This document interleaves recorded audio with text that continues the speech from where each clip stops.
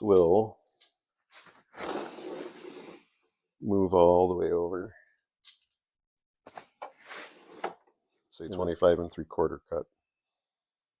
So this is kind of nice. You know, you can play with a 4x8 sheet and at least rip it a little bit more than half.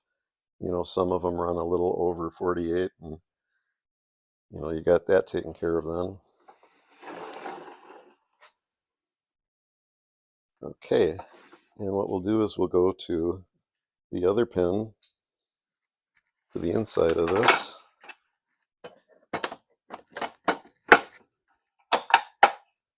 Now this will get you all the way to the blade. Now this fence has another feature. It's like a secondary kind of fence / support. This will flip over like this. It just has